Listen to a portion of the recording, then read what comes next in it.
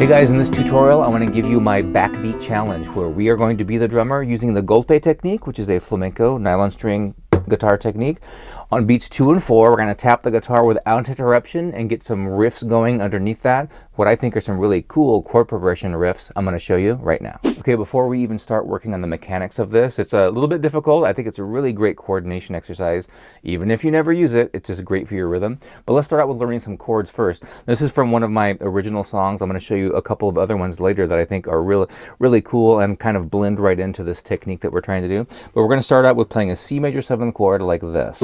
Going to be doing a lot of thumb in this exercise too. So I'm playing the 8th fret C, then on the next string the 5th string, 7th fret, and then the 9th fret. And those are all the notes that we need of a C major chord. The 5th is also here in the open string. We'll strum some of the open strings as we go. Now leave these fingers down like they are and go down like this. So I took this C note down 1 fret, I took the E note down 2, and this one came also down 2.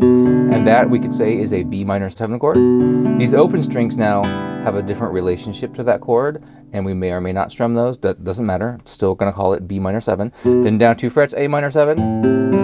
And then do a G major 7 exactly as we did the C one. And just as a lot of mileage you can get out of this progression. It's really nice. I'm going to say we're in the key of G major, and starting on the 4. Right, so we're going 4, 3, 2, 1. Has a real kind of mysterious sound to it. Okay, that's the chord progression for this riff. We're going to do a couple of other ones coming up. But now let's look at how we can get into this snare drum beat without any chords at all. Okay, so what we're going to be doing here is driven primarily by this golpe technique, where we take the ring finger, nail, and we tap the guitar. So if you're new to this, you might just want to sit around and do a bunch of these for a while. Notice how I'm trying to only move my ring finger like this. Try not to bend it from the first knuckle. Keep it curved, and the big knuckle is kind of how we're driving this.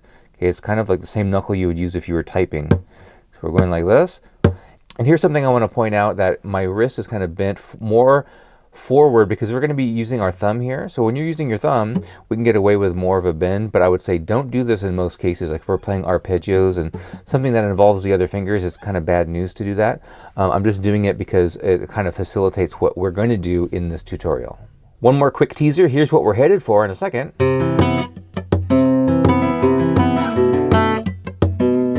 As you can see, there's some left hand stuff going to go on there too with muting the strings, but let's break this down step by step. Kind of a typical rock and roll backbeat is where we have the snare drum on the 2 and the 4. So we're just going to count to 4 and do our golpe tap on the 2 and the 4. 1, 2, 3, 4. 1, 2, 3, 4. Easy enough. Let's go a little faster. 1, 2, 3, 4. This is what we're going to try to do and kind of keep going the whole time as we involve our thumb and even our index finger. So this is really our rhythm section. We want to keep that going while we add these other layers on top of it. Now let's add the thumb. I'm muting the strings in the left hand so we can just focus on what's happening in the right hand. So we're going to go thumb all by itself. That's the first beat. And on the second beat, here's some trouble. This is not easy to do. A thumb rest stroke and then a golpe at the same exact time. So we're going 1, 2, 3, 4. 1, 2, 3, 4. 1, 2, 3, 4. So nothing's happening on 3 yet. 1, 2, 3, 4. 1, 2, 3, 4. So we definitely still have that backbeat going. The next thing we're going to add is a simultaneous downstroke with the index as we do that golpe. I call that the scissor golpe, and I have a whole tutorial on that, just like this. And that's going to happen on the 4th beat. So let's add what we had from before.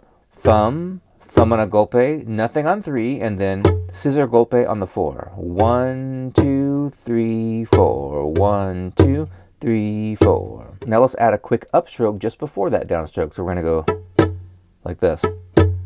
So here we have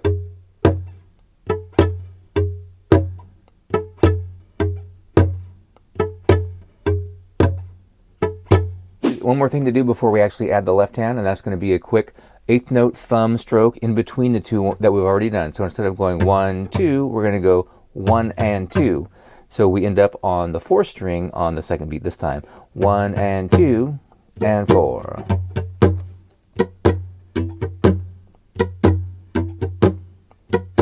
Now there's still more to do to make it fancy, but let's put the chords in here now. We've got our C major 7th chord, and we're going to go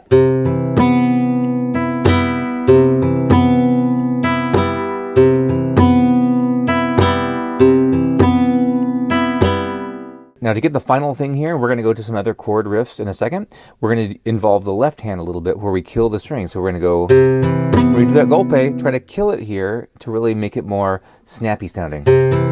I just killed everything. So I relaxed these fingers, but still kept them where I want them on those strings. And then I just lightly touch my pinky so I can feel all the strings there. So we can hit it really hard and have nothing but that dead percussive sound. So we're going, okay? And we're going to add one more stroke. A minute ago we went up, down, but now, and notice I'm still muted, I'm going to go down, up, down. That's on the 3 and 4. 3 and 4. And then we have the whole thing, except what's going to happen, you'll see some syncopation creeping in here in a second. Watch this. See how I went to that first note? It's still the same pattern, but I went there on the and of 4. That just makes it sound so much more cool, so much more fun, so much more weird, and so much more of a great exercise. But that's the riff.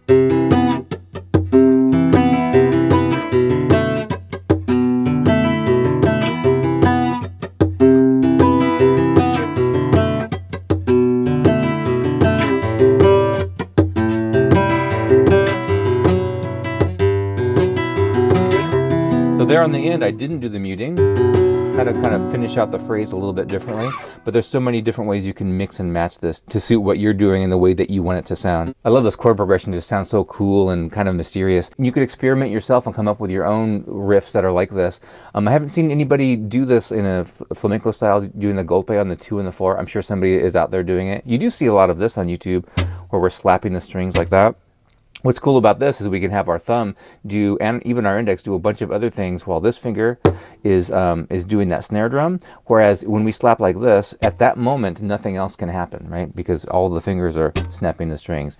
There's exceptions to that, but I think this is a kind of really cool rhythm that I kind of came up with and use all the time, and really just for coordination, like I keep saying, if nothing else, this is awesome for your rhythm. Let's look at 2 more riffs like this, but in another key. If we were in F Lydian, F might be our main chord, and we could go down to E minor, and again back to F. A really mysterious sound once again.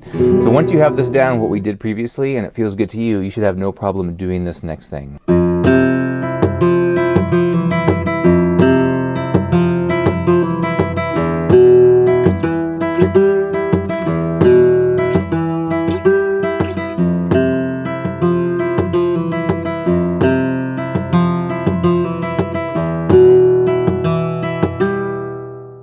So what's happening here is we have our F, then we have our perfect fifth and the octave, and we're pulling it off to this major 7th. So again, we have a major 7th chord, except instead of it looking like this, it looks like this. So you could say the 3rd is missing for that moment. But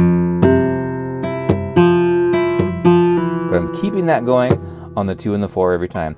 What I was doing here was we have an E minor chord, and E minor is E, G, and B. That's all the notes in an E minor. I'm just taking this B note, sliding it up to E, and then sliding it up to G. Those are just notes from the chord. Just trying to get a slide effect that way, and it's less work on our thumb. We can just stay on the same string. But you could choose other notes that aren't on the chord.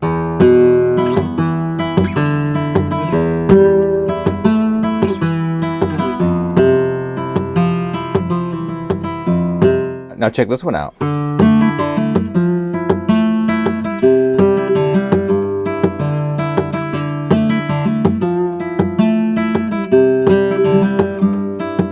Really cool progression there. We're getting the sound of D minor to F, and then C to G. So it's kind of the C major progression. I guess it depends on what your ear wants to call the one. We could even say it's Dorian, starting here on D minor.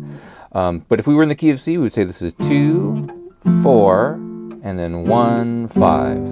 Never really resolves, but we're playing the root and the 5th, and then doing some hammer-ons from the open strings. Really fun and cool, but again, a really great rhythm and coordination exercise.